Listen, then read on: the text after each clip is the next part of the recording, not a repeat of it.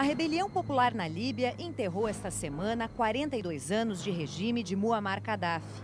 No Egito, Hosni Mubarak foi expulso em fevereiro, em menos de 20 dias de conflitos e após 3 décadas no poder. O primeiro ditador deposto na Primavera Árabe foi Ben Ali, na Tunísia, onde um vendedor ambulante ateou fogo no próprio corpo em dezembro, num ato de desespero contra a repressão. A cena chocou também as populações vizinhas e incitou o levante em cadeia, que se estende a diversas nações, como a Síria, o Bahrein e o Iêmen, o país de uma das ativistas vencedoras do Nobel da Paz pela luta contra um regime ainda no poder. Mas a primeira onda de protestos começou em novembro, num país reconhecido pela ONU, mas praticamente ignorado pelo mundo e controlado de fato pelo governo de Marrocos, que conseguiu sufocar manifestações pacíficas.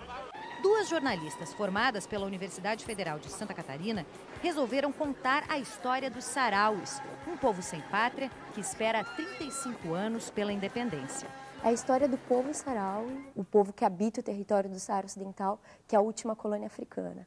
Esse povo foi colonizado pela Espanha até a década de 70 e depois de uma guerra bastante longa, até os anos 90, esse povo foi dividido. Parte dos sarauis vive em acampamentos de refugiados na Argélia e parte ficou no território que hoje é controlado pelo Marrocos.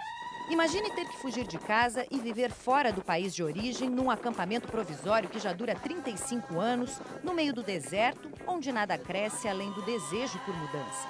Assim, vivem cerca de 200 mil sarauis riscados do mapa. Basicamente, eles vivem numa situação de penúria, de extrema necessidade, com rações limitadas de água, de comida todos os dias, e essa é a situação. Tiveram que aprender a sobreviver nessas condições e chegaram a um nível surpreendente de organização.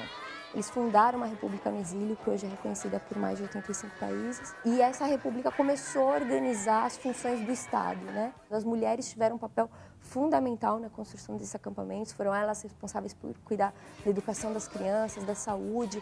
É impressionante, 100% das crianças estão na escola. O tema, que começou como um trabalho de conclusão de curso em 2009, virou livro recém-publicado e ganhou versão em outras mídias. O assunto foi escolhido por ser um conflito esquecido e num território onde sobreviver é uma façanha. Se você olhar para as condições naturais daquele lugar, ele é tão inóspito, né, que realmente um exemplo de esperança e resistência é a coisa mais bonita que pode existir naquele lugar, né? A região mais árida do deserto do Saara, onde não nasce nenhuma planta, nenhum tipo de verde. E lá uma sociedade está sobrevivendo há 35 anos. Acho que isso é muito simbólico. Além dos refugiados na Argélia, outra parte da população saharaui vive sem voz e sem direitos no território do Saara Ocidental controlado pelo Marrocos e dividido por um muro de quase 2.000 quilômetros. Do outro lado, combatentes de uma frente revolucionária lutam pela independência e pela vida, dividindo espaço com 9 milhões de minas terrestres espalhadas para conter os insurgentes. O trabalho das jornalistas também investiga a relação do que nós, do outro lado do mundo, temos a ver com essa história. Eu acho que a principal relação, e é uma das coisas que a gente optou por fazer no livro, é fazer a ponte humana, né? Quais são as histórias humanas que podem servir para a gente aqui no Brasil? Eu acho que aí a identificação é quase natural. Os sarauis dizem que antes de você ter independência, no sentido mais amplo da palavra, você não é nada.